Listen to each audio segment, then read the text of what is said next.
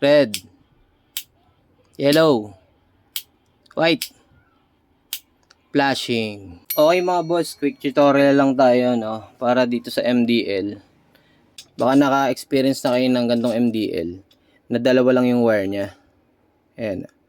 Isang black, isang red. Diba usually mga MDL tatlo yan? Black, red, and yellow. Ito kasi, isang black tsaka isang red lang.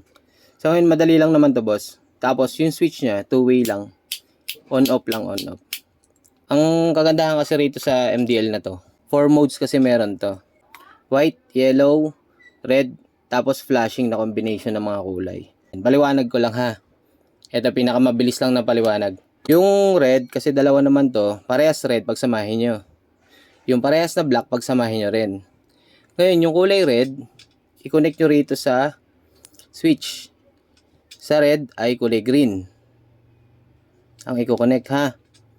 Tapos yung sa black, ito yung i-connect mo dito sa negative ng battery. Ayan. Kabit na natin. Tapos, yung kulay black dun sa switch, ilalagay natin, make sure na naka-off. Ilalagay natin dito sa may red ng battery. Okay. Try natin bossing.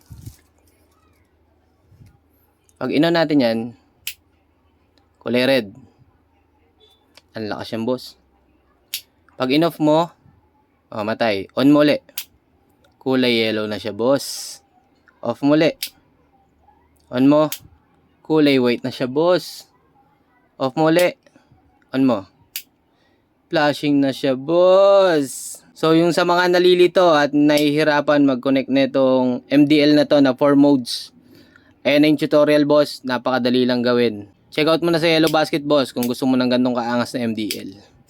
Yun lang, stay safe and peace.